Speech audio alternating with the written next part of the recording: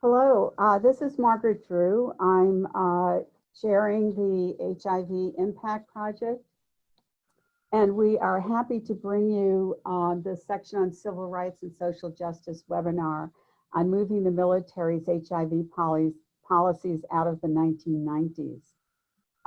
Before I do introductions, I just want to say for those of you who may have registered for our conference scheduled for April, that conference has been canceled.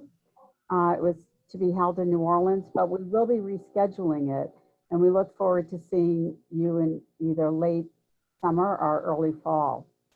In the meantime, the webinars are a good way for our community to stay in touch, and we look forward to sharing more with you during this time of self-quarantine.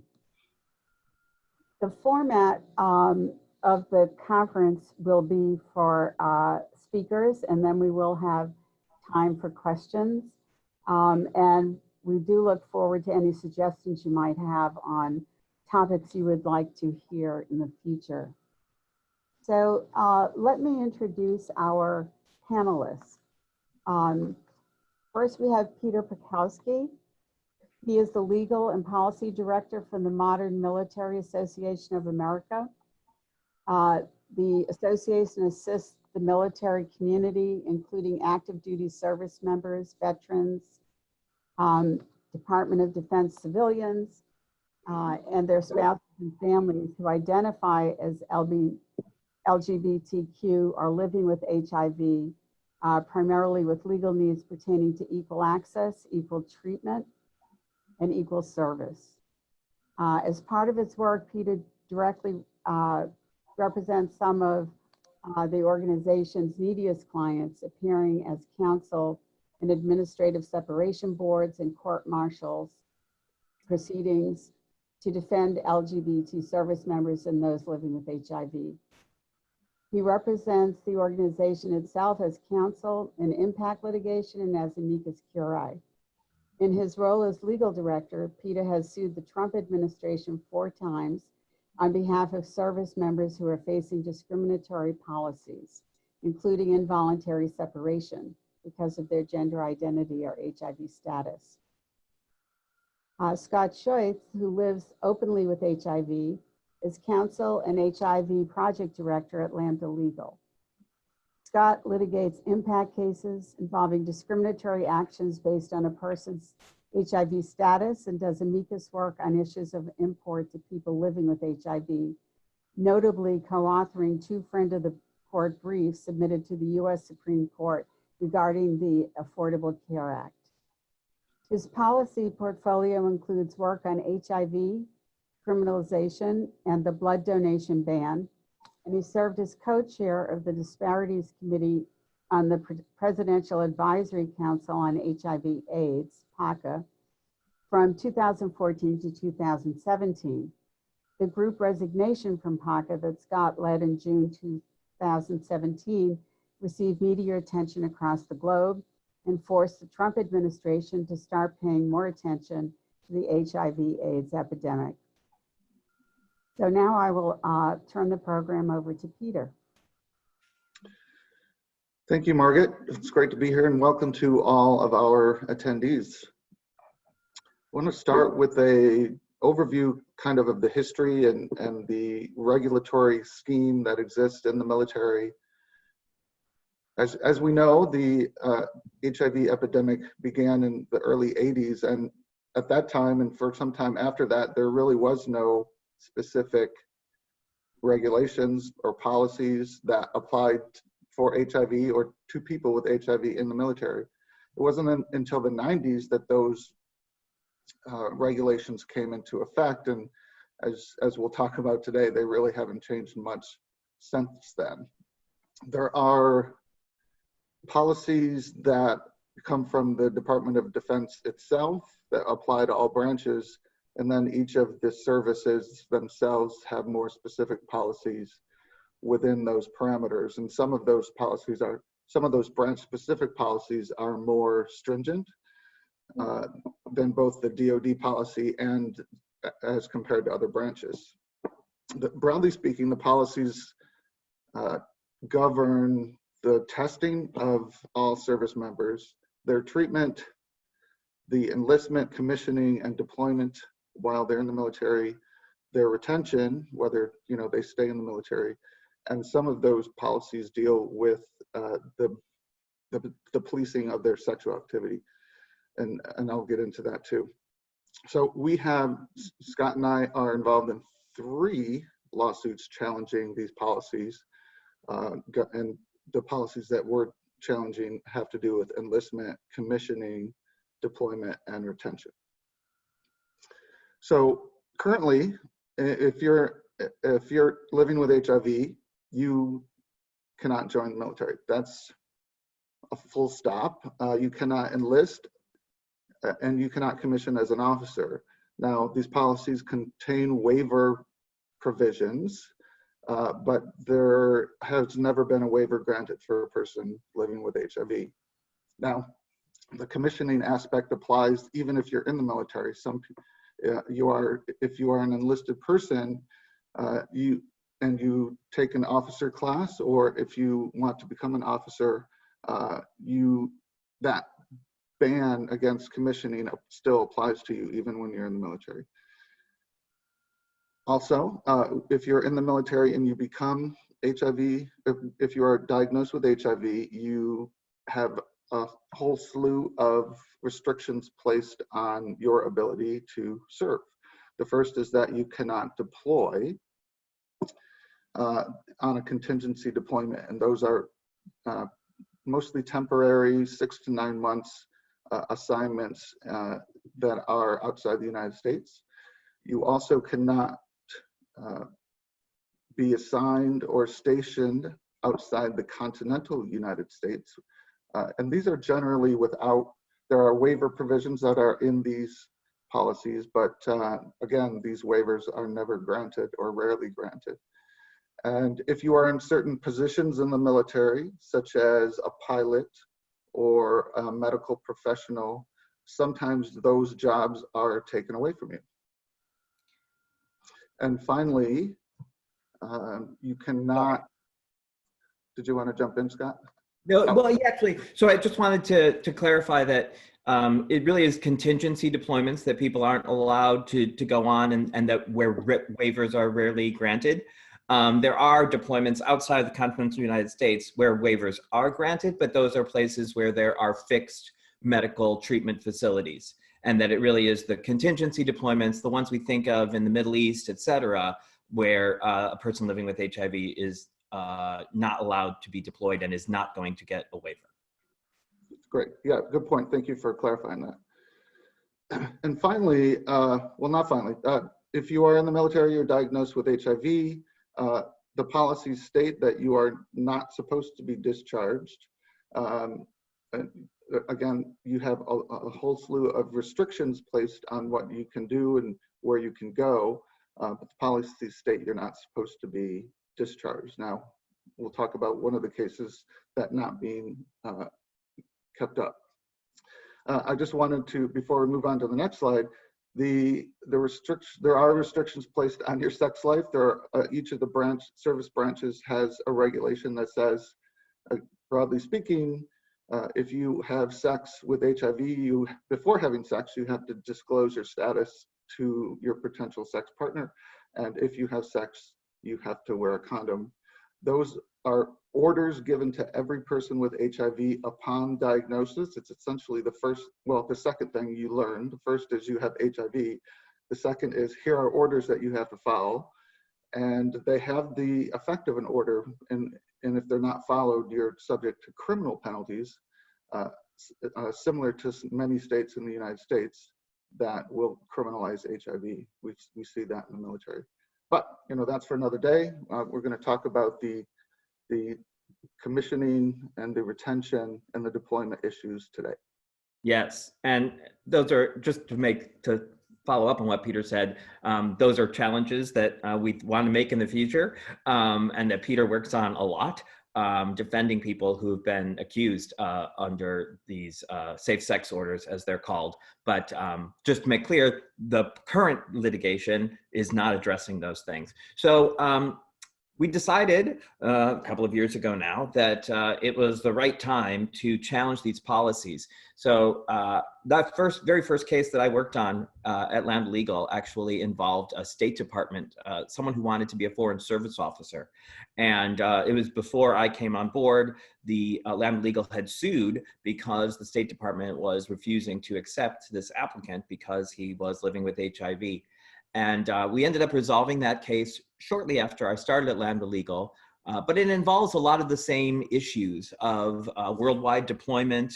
I mean, their arguments at the time were that they could not guarantee that they could provide adequate care to foreign service officers in every location across the globe to which that foreign service officer might be assigned. And therefore, because the person was not worldwide, I guess, deployable in a way, that they, that was the main reason that they were refusing to actually allow that person to proceed in the process. So, so since that time, I've always thought, well, the military is kind of the next logical step from there. We actually did some Peace Corps work in between, but the military would be the next logical step, only it was a big step. Certainly at that time, it would have been, I think, really difficult. We resolved the Taylor v. Rice case, but we did so, not to our perfect satisfaction. As we know, a lot of settlements end up being a compromise. And we knew that there was still some work to be done before we'd be able to challenge the military context, especially given the different circumstances in terms of someone being in battle, et cetera. So what made it more attractive once we got to 2018 was that the science is more firmly established and in our favor. Both the relative ease of care for people living with HIV, that, by the difference between 2008 and 2018 is that most people are on a 1 pill once a day treatment. And we just know enough about the condition and about how to care for people living with HIV that it got easier to be able to do in a deployed environment. And then the other big thing is the transmission risks. We understood now that the transmission risks were really zero, or essentially zero, in part because of U equals U and all of the information that those studies brought us. The other big thing that made this the right time was we'd shifted from the Obama administration to the Trump administration. So while we were still in a friendly administration, we thought that perhaps we'd be able to modify these policies by working with the administration to get them amended, to get them changed and really brought into this century at least. But once we went from a friendly administration to a relatively hostile administration, it became clear that that was no longer going to be a pathway through which we were going to create this change. And so that made litigation a more attractive avenue. And then finally, we sort of stumbled across, if you will, the right plaintiffs at the right time. And I'm going to let Peter tell you a little bit more about our sort of lead plaintiff and why, and you'll see, I think, why this made it really attractive to move now. Yeah, thanks, Scott. It's funny, we did start getting these calls, both Scott and I got these calls in 2017 from all these plaintiffs being affected by these policies, plaintiffs with HIV, and it kind of brought it all to a head at once. And the first one was Nick, who reached out to both of us separately. Nick is an Army Alaska Airborne. He was in the Alaska Reserves while he went to school in Oklahoma. His first deployment, he deployed to Afghanistan after his first year in law school.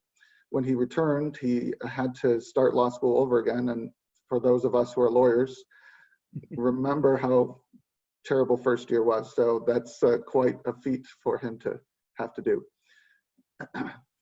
So he finished law school and deployed to Kuwait for a second deployment after the third year of law school. And in the military, before you deploy and when you come back, you're tested for HIV. And upon his return, that's when he received a positive test.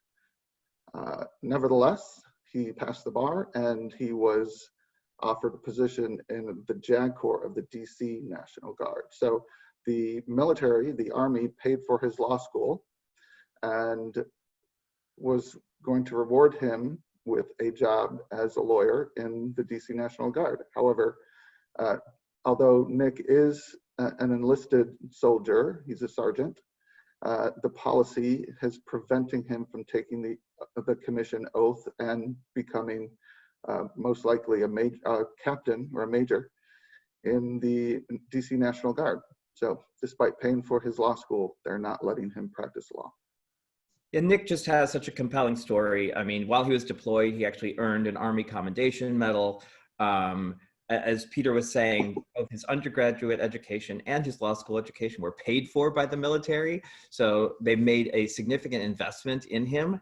And then finally, he was a person, because he is trained as a lawyer, who really exhausted his administrative remedies in terms of running this up the chain of command and going through all of the levels and denials that he needed to obtain to get sort of a final decision that could actually be litigated. So really great to have someone really diving through all of that. And he did that without us. So he did that completely without us. Yeah.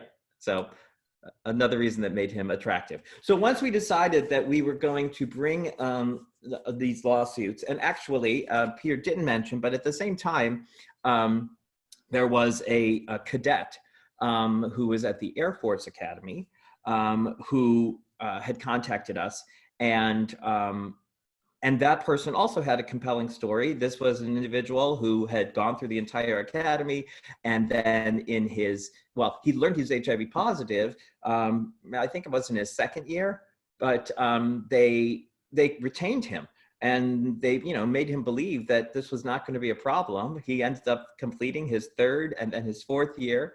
I believe it's 4 years, and then graduated and. But when he went to actually commission as an officer, that's when they said, oh, actually, no, we can't commission you as an officer. So we had these two plaintiffs, and we were going to bring both of these lawsuits. And so then it was a matter of, well, how do you bring them and what's the legal strategy here? So first of all, I think it's important for folks to know that the Americans with Disabilities Act does not apply to actions of the US military. It's not written into the law that it doesn't apply to them, but it is a judicial made sort of limitation on all of the civil rights statutes, with the Americans with Disabilities Act being one of them. So we couldn't rely on our normal go-to when it comes to HIV discrimination and a federal law that applies everywhere across the United States. So instead, we looked to the Constitution. And we ended up, bringing claims that were under the equal protection components of the Constitution. It's not technically under the 14th Amendment because it's against the federal government. It's under the 5th Amendment, but it is the same application, the same law that you're applying, claiming that you're being discriminated against or not receiving the equal protection of the laws as a result of a particular identity or trait. And this was an important decision that we made, and we really debated heavily, was whether to seek heightened scrutiny for people living with HIV. As I think most folks on this call probably know, it is extremely difficult to get heightened scrutiny for any group of people these days under the way that the court has moved in terms of applying heightened scrutiny. It's established for some categories, obviously for race and religion, and there's strict scrutiny when it comes to race. There's intermediate scrutiny when it comes to sex, and that I know is being applied and obtained in some of our cases, challenging the transgender military bans. But there was some bad law out there when it comes to disability in particular. and that actually says, no, you do not receive heightened scrutiny if the category is a disability. So we're doing an interesting thing in that we're trying to reframe sort of HIV in this context and say, one, that it doesn't really fit into the category of disabilities that were ruled upon previously by the court. I'm talking about the case City of Cleburne, if folks are familiar with that, where the people involved had some type of mental disability. And we're distinguishing it from that situation. And then when you actually apply all the factors that are required in order to obtain heightened scrutiny, which involve political powerlessness, an immutable characteristic, a trait that has nothing to do with the person's ability to contribute to society, a history of stigma and discrimination, it really does, people living with HIV fit pretty squarely into all of those categories, and we believe should be able to obtain heightened scrutiny. However, at the same time, we think it's a very uphill battle to get courts to apply those factors really in an objective way.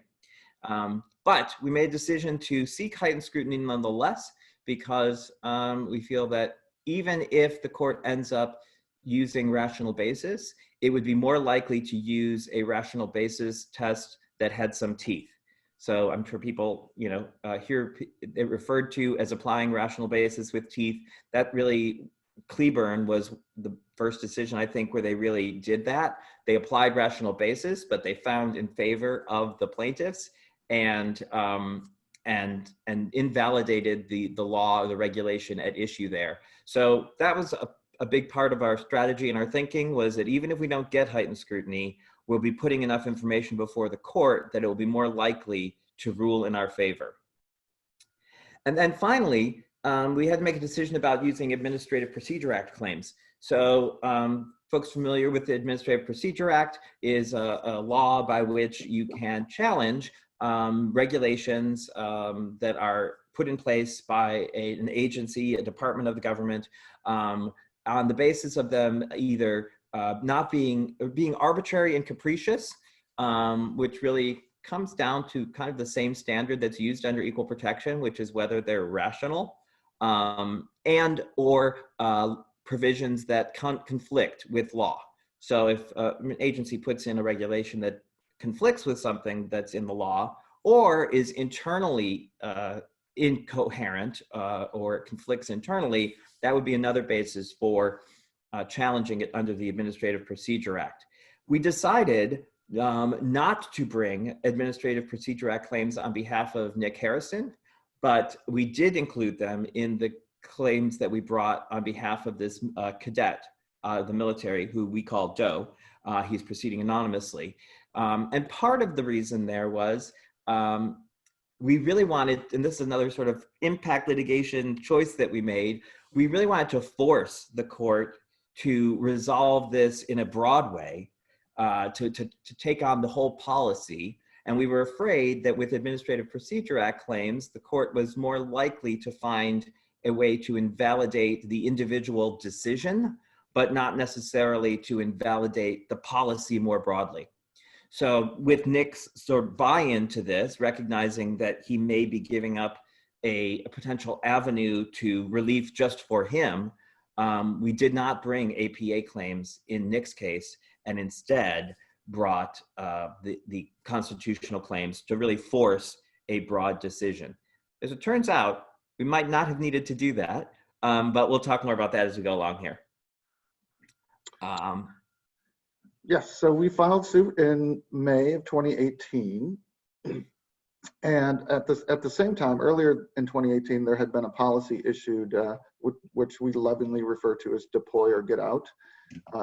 It's a retention policy that says if you are non-deployable or for 12 months or more, then the service branches are directed to take steps to separate you and discharge you medically or administratively. This deploy or get out was a concern for us because, as you know, people with HIV cannot deploy in any of the service branches except the Navy. We didn't talk about the Navy being kind of far out in front on these policies, allowing some deployments to large platform ships. But we were worried about deploy or get out, so we filed what's known as a motion for preliminary injunction. We wanted to prevent the NICS discharge while the case was pending, and at the same time, the government filed a motion to dismiss. So those motions were briefed at the same time. The government essentially says to the court, we are not separating soldiers and any service members based on HIV. They made that representation. Well, that's going to come back later.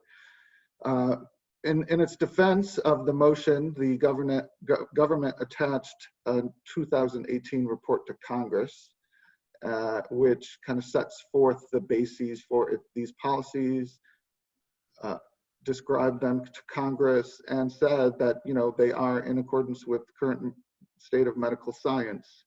Yeah, and this was kind of a little bit underhanded, for lack of a better word. The Congress had actually been looking at these policies over the years. And in 2014, they requested a report from the military to explain its HIV-related policies, as well as its hepatitis B and I believe hepatitis C related policies. And they got back a very brief sort of report that basically said, hey, they're in line with current science. So then they asked for the same thing again in the NDAA in 2018. And just as we were briefing all this is when this report was finished and submitted to Congress. So then in their final reply brief, they attached this, which was like, it's like 30 some odd page report. So it's like they got 30 extra pages of briefing on their final brief, laying out all these justifications that they hadn't really talked about in their previous briefing very much. In any event, we had to deal with that, and we did. Yeah, I mean, the government makes these representations in the report to Congress as well, that they're not separating people with HIV. And their other argument is that this is the military, and therefore the court should just kind of stay out of it, which is this justiciability issue. The court had no problem tossing that argument aside. In fact, the judge, was very, very interested in these policies and their justifications for them, which Scott's going to talk about. Yeah, and so the purported justifications that the military was arguing, in addition to this idea that the court was not allowed to adjudicate this case because they're the military and they get to have, there's deference paid to the military in terms of decisions that they make. Luckily, on that front, the court was, and actually at oral argument, she pointed out that if we were claiming discrimination based on race, that there would be no doubt in anyone's mind that that was a justiciable case. So really important for us that this court completely got that our case was really a civil rights case and a discrimination case, and not a case just about applying medical standards to people in the military. So that's been a really important thing for us the whole way through. But the actual justifications for the policy that the military was proffering were, first of all, the health and safety of the individuals living with HIV, with a tacit admission, if you will, that they didn't think they could adequately provide care to a person living with HIV in a deployed environment. On the idea that, hey, they're out there in these austere environments. There was this, in the background of this was some idea that people living with HIV are vulnerable, even once they're in treatment and have a restored immune system. There wasn't a recognition that they really aren't any more vulnerable than others who are not living with HIV. There was this major concern about getting them medication to ensure that they had their daily medication.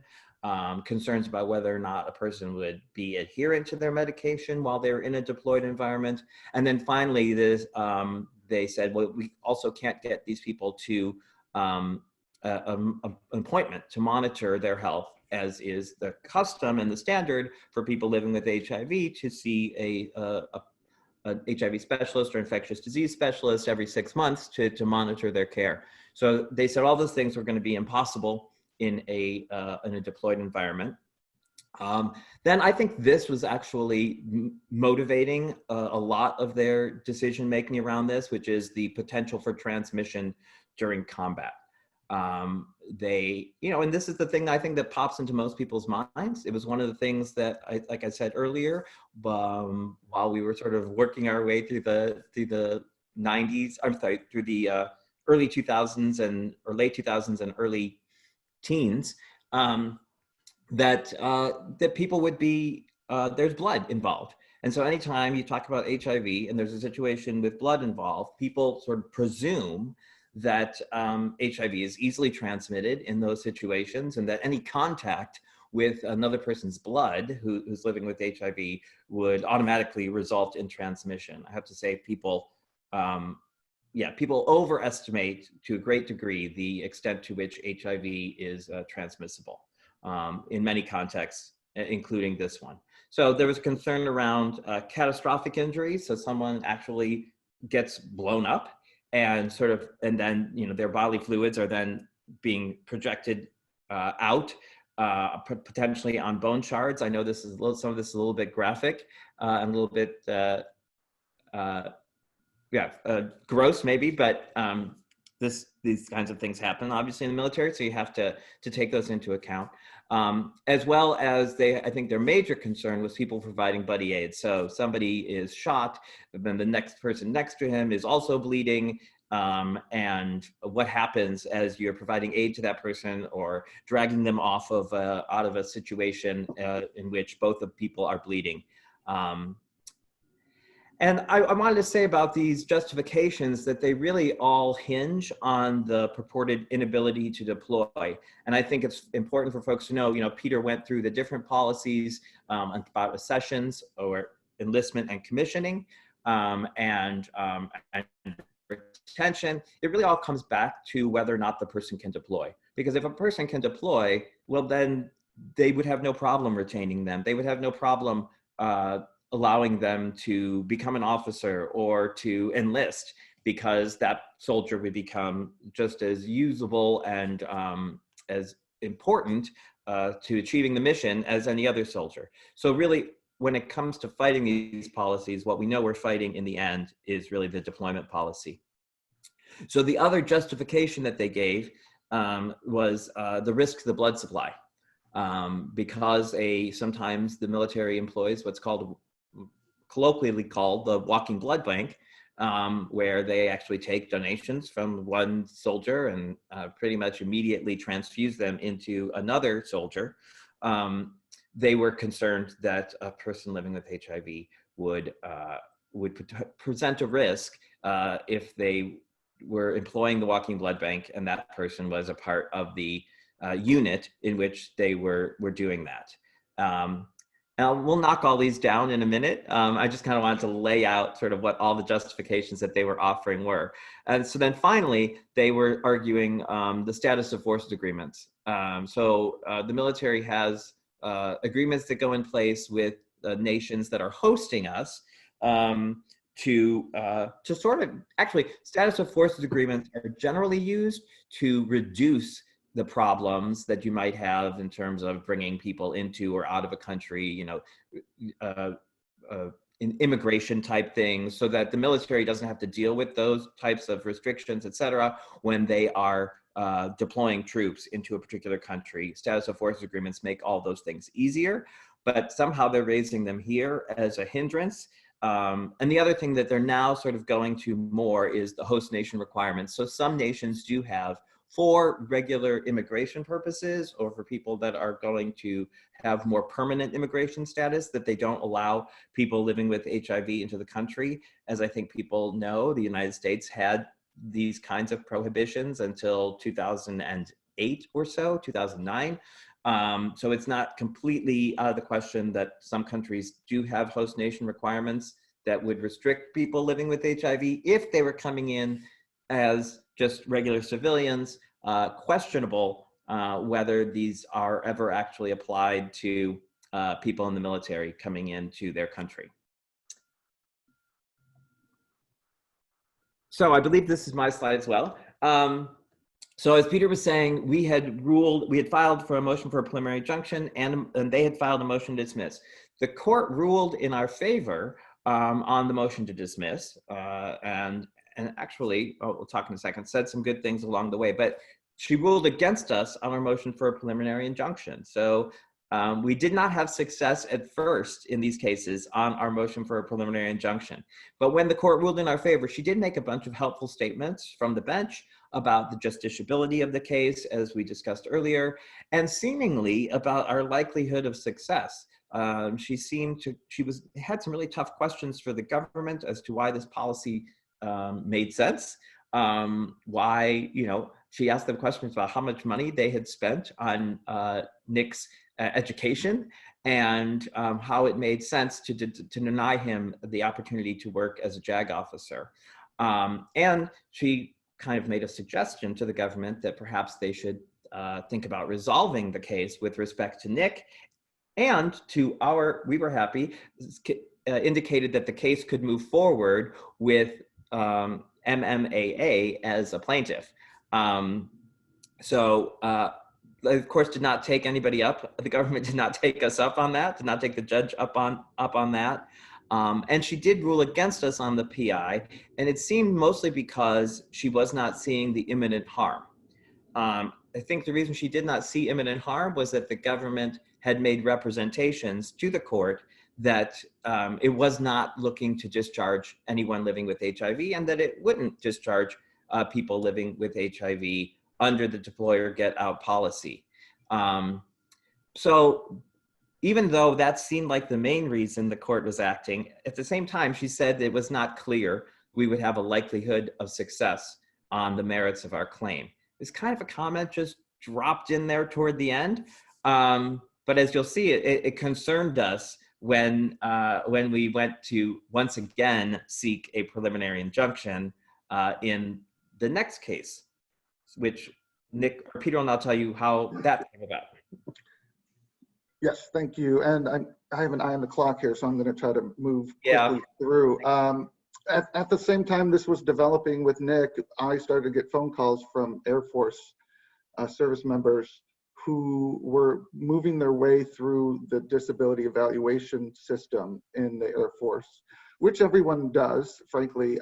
When you're initially diagnosed with HIV, everyone goes into this system. And in the past, we had seen everyone coming out with a what's known as a RILO, a return in lieu of MEB, Medical Evaluation Board.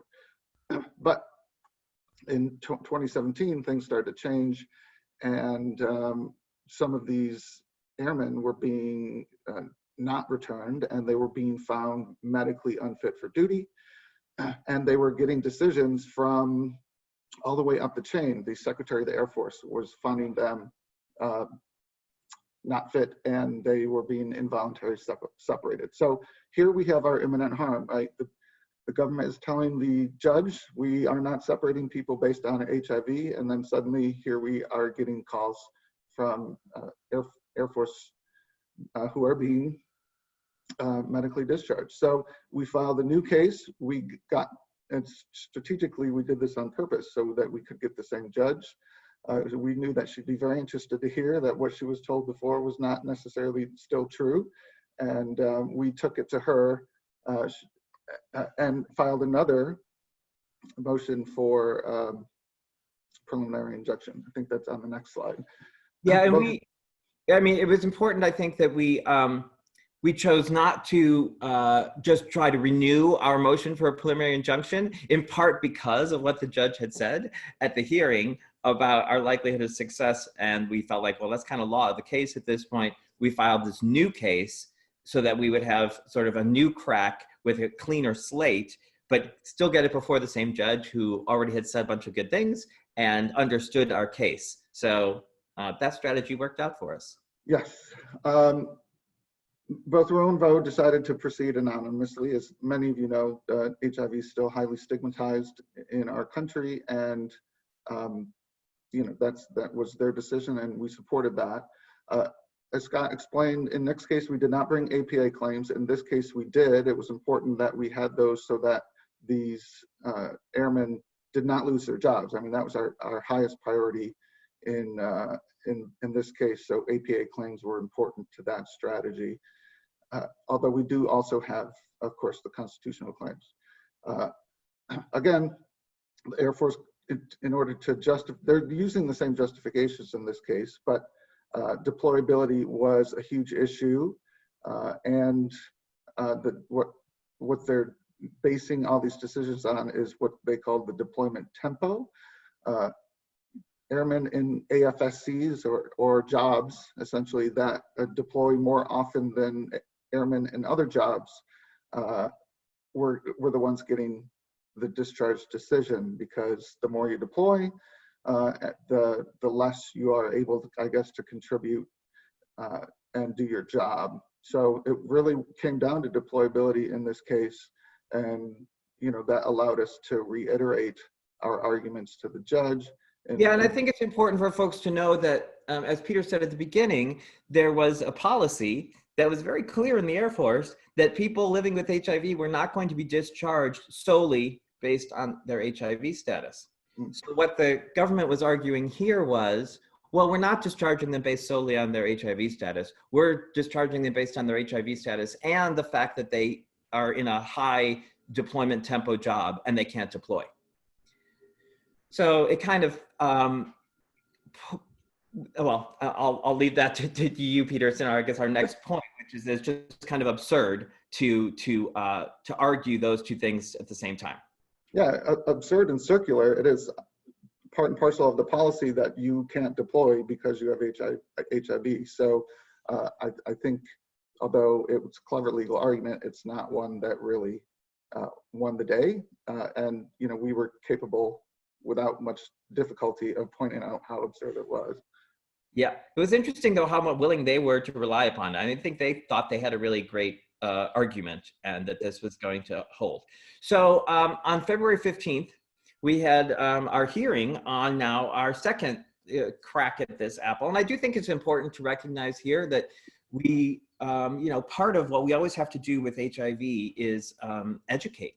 We have to, when we're litigating around HIV, we're not just, we have to educate the court. We have to try and educate a jury when we end up before a jury, which is one of the things that makes, I think, jury trials so hard when it comes to HIV, because a jury comes in with all these preconceived notions and assumptions and misperceptions, and you don't have as long to sort of massage their thinking around this. Whereas with this case before a judge, and it'll go to trial before a judge as well, we've had much more time and we get all these briefs. And in this case, we had done it already. We had briefed this once, and now we were going to brief it again. And I think it really gave us the time and space that we needed to educate the court. So it did not take long after we entered the courtroom that day before it was pretty clear that we were going to win on the preliminary injunction. And let me just say that I think folks on this call probably recognize not an easy thing to get a preliminary injunction in the first place, right? Because the court's acting before it really has all the evidence before it, and it has a chance to adjudicate that. Really hard to get one against the government, and extra hard to get one against the military. So we did not go into this thinking, oh, we've got a slam dunk and we're going to win. I think we were all thrilled when it became clear that we were going to get our preliminary injunction preventing the discharge of these airmen. The court, during the oral argument, she lauded our experts, which we have some of the very best folks in the country working with us. And I should say this while it's in my mind, we also have Winston Strawn as a partner on this, and they have been fantastic pro bono partners, providing resources and making our cases really possible to bring. But we also have excellent experts. Some of the top people in the field of HIV are working with us, and that made a difference, I think, to the court. And she was perplexed as to why the government did not present similar level experts to rebut the statements that our experts had made. They essentially relied on that report to Congress, right? That was basically their evidence. Yes, yes. And the court referred to that later, and as we may see, it as ipsa dixit.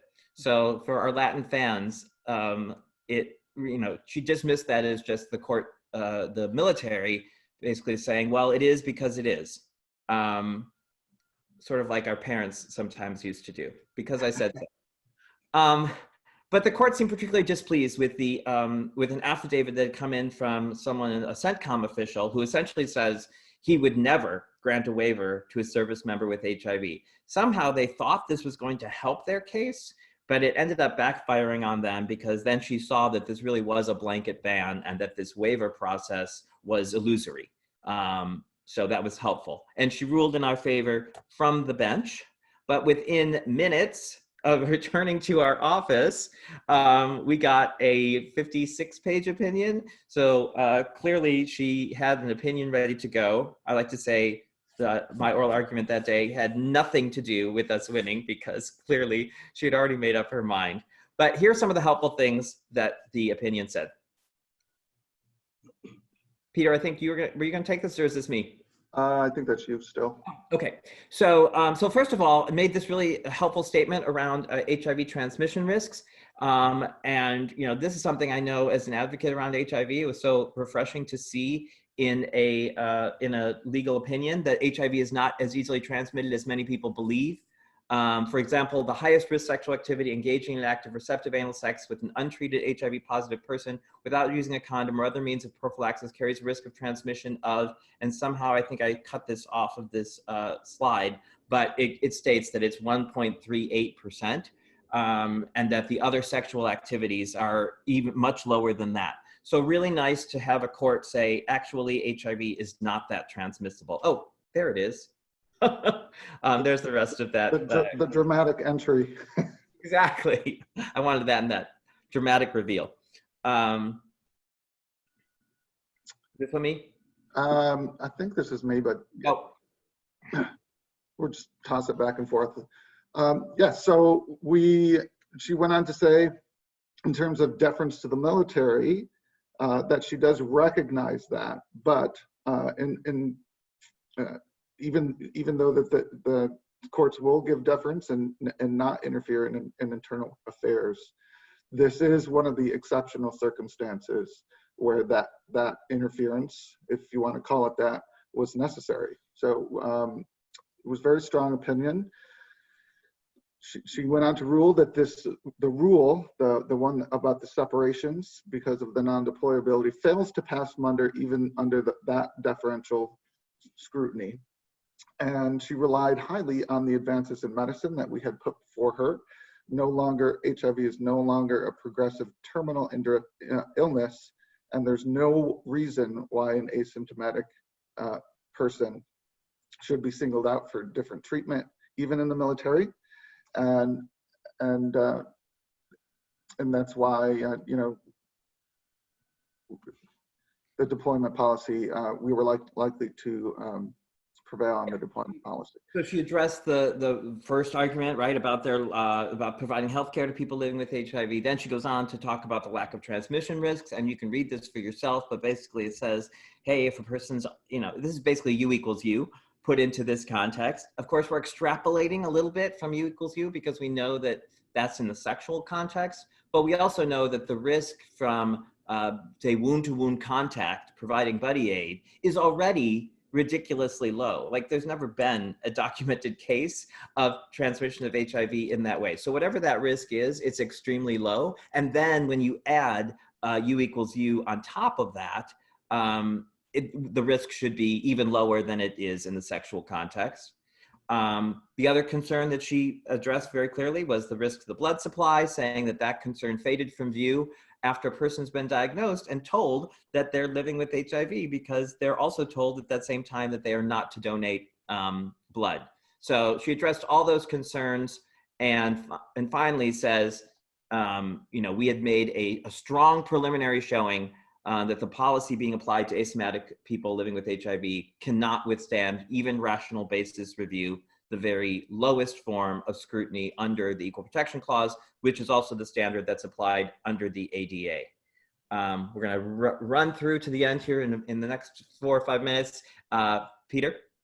Yeah, so the government, unlike other civil parties who have 30 days, the government has 60 days to appeal in a civil case. They waited all 60 days and they appealed at the last minute, right before our trial was to begin. Well, a few months before, but we were in the midst of trial and getting ready for trial, and they filed their appeal, and then they asked the court to stay the trial. They wanted their appeal decision before they had to go through a trial, probably hoping for some ruling that either scales back or reined in our judge because of how, she had already addressed the issues and maybe hoping that the Fourth Circuit would kind of give them some good decision on perhaps deference to the military. Yeah, I think they thought that she had really kind of gone a bit far afield in making her decision, because it was also important in ruling, we didn't mention this, but in ruling in our favor on whether or not these individuals should be retained, she also reached out a little bit and said that the deployment policy also did not make sense. She didn't need to do that in order to rule in our favor on the preliminary injunction, but she did. And I think they thought, we're going to get the Fourth Circuit to come in and pull this court back. Yeah. So they sought an expedited hearing, despite waiting all 60 days, they sought an expedited hearing. We kind of chuckled internally thinking there's no way they're going to get expedited hearing or a stay because they waited so long. Not to give anything away, but they did. So the case was stayed, or the trial was stayed during this appeal and during the briefing. I'm going to let Scott talk about the amicus briefs because so we solicited 3 amicus briefs in this case, and they end up really, I think, being pivotal to the decision that we end up with in the Fourth Circuit. So I want to just tell you briefly about them. So we filed, there was one from the medical folks. So the HIV Medicine Association was the lead on that. There was also the Infectious Disease Society of America as a signatory, and a number of other medical groups, basically giving the Fourth Circuit the information and the real skinny, if you will, on HIV today. And then we had another brief that we solicited on stigma and HIV-related stigma and the effects that it has, and how these policies are perpetuating HIV-based stigma. And that we had our help from our friends at GLAAD, Gay and Lesbian Advocates and Defenders, and each of these briefs were worked on by law firms. And then finally, and I think this was super important, we ended up soliciting a brief. It was actually at an event for MMAA that we saw former Secretary Ray Mabus, Secretary of the Navy, speaking and really talking about the transgender military ban and about how, the only thing you care about when you're in the military is if the person next to you is qualified to do their job. And it kind of dawned on me that, well, he should be supporting us in our case. So we ended up speaking to him and then hooking them up with the law firm so that there could be a brief from a former Secretary of the Navy basically saying that the reasons the military was providing for these policies were not really valid and did not hold water. And in the end, we got that brief. It was signed onto not just by Ray Mabus, but also former Secretary of the Army, Fanning, and former Secretary of the Air Force. Oh, I always forget her name. Deborah James. Deborah James. Thank you, Peter. So those were 3 amicus briefs, and they were, I think, really important, particularly the one from the military leaders in the amazing decision that we got from the Fourth Circuit. So first, I just want to say on this piece that we ended up drawing 3 Obama appointees as our panel in the Fourth Circuit, which was incredibly helpful and reassuring. Although I will say, it felt good after the oral argument, but, weren't sure that we were going to win across the board. But we did. The Fourth Circuit not only upheld our retention claim, which we were feeling pretty good that they would do after oral argument, but they validated and affirmed everything that the lower court had said about deployment. And here's some of the quick sort of quotes. We'll run through these quickly. Before you quote, before you take the quotes, remember, I think at least one of our judges was a former military JAG, right? So Yes. We were kind of trepidatious about that going in, but the comments or questions from the judges, at least two of the judges, left us feeling good leaving. The third was kind of quiet, if I remember right. Yep. So, we were unsure. We were confident of a win, unsure of how big a win it was going to be, and it turned out to be huge. Yeah, and as time went on, we got a little bit more concerned because we thought, oh, usually that involves potentially a dissent, but we ended up with a unanimous decision from this 3-judge panel. As you can see here, they said each explanation offered by the government for the policy is unsupported by the record, and really shows that they had failed to consider relevant evidence, making their decision arbitrary. It again sort of reiterated that this might have made sense back when HIV was less effective at managing the virus, but now it doesn't make sense, and it's such obsolete understandings could not justify the ban that was in place. This I thought is really important. They said that plaintiffs have shown that they are likely to succeed on their claim that the deployment policies, again, everything hinges on deployment policies, that the deployment policies at issue violate the APA because the government has not and cannot reconcile these policies with current medical evidence. So as we go back down to the district court now, this is all on a preliminary injunction, we have the Fourth Circuit saying that the government cannot reconcile their policies with the current medical evidence, not that they just couldn't do so on the current record. So this kind of wraps us up. I would just wanted to say that, sort of what does victory look like for us here? Well, we can't just win in the trial court. We have to win in the appellate court. Right now, we're looking pretty good there, but then this case may land in the US Supreme Court. And we know that that could be a difficult venue for us to be in on a claim like this. So we also have at the same time efforts going to potentially move Congress toward a solution on this. And because that may be in the end what we really need. And then of course we will need a president who will sign whatever legislation Congress might put in place. And we've been working on that as well, kind of canvassing the Democratic campaigns as to whether or not they would support this. And then finally, we need to win in the court of public opinion, because if we don't, then there could be backlash, and legislators may not be willing to step out and take this action if they think they're going to face major backlash. So as always, we need to be changing hearts and minds around this issue, as well as winning in court. And Scott, I just want to point out, so Scott did mention we had an Air Force cadet who was graduated but not commissioned. We joined him with a Navy midshipman who experienced the same issue. The Navy midshipman was diagnosed with HIV, I think a month or two before graduation, rather than in his sophomore year. And he was told, here's your degree, but we're just discharging you instead of commissioning you. But that case was filed with those two plaintiffs. So that's our third case with HIV. We are briefing that case now. The government has reiterated their arguments about their justifications. In fact, they attached the 2018 congressional report to their brief again. So it's kind of going to make it very easy to knock down in our mind. Well, nothing's easy in court, but when you have a Fourth Circuit with the points that Scott just made, decimating that 2018 report, and that saying that the justifications in it do not hold up to scrutiny, then hopefully that win will trickle over into that case as well. Have we left any room for questions? Well, I have one for both of you. Have you seen the great opinion on the entering the injunction has such great factual information. Have you seen that opinion used in other cases, such as fighting criminalization cases and so forth?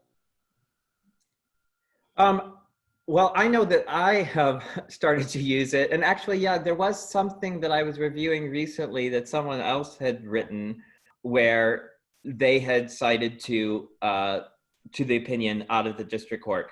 So yes, I think that this will happen, and we will see it more and more. I mean, it's still a little bit early, but we're starting to see it quoted and cited. I'm pretty sure that'll happen. And now I think actually people will look to the Fourth Circuit opinion because it really reiterated most of those points. Mm-hmm. And Peter, have you had the same experience in terms of perhaps it's too early to see this opinion widely used, but it's likely to be influential? I think so. I mean, in the criminalization context, I do have cases on appeal and for, I should say, convictions on appeal.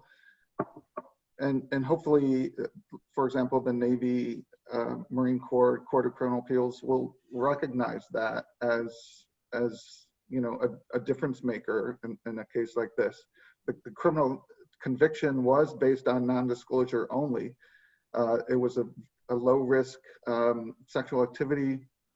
There was an undetectable person who was accused, and it really brings to the front the kind of the unfairness, if you will, of putting somebody in jail, or in this case, it was a dishonorable discharge only, based solely on the failure to say the words "I have HIV." So before engaging in sexual activity. So hopefully, I think we will have that spillover in the criminal context, at least in the military, and perhaps also in some other contexts. Thank you. And we're out of time, but I want to thank both of you for this wonderful presentation on HIV in the military. And it's been truly informative, and we are appreciative of your presenting this for us. So thank you. If anybody has questions that they want to ask individually, please reach out. I'm pretty findable. So I'm happy to answer questions that people might have had that they didn't have a chance to ask during the presentation. And if you have added any to the Q&A, just let us know and we'll forward those on to Peter and Scott.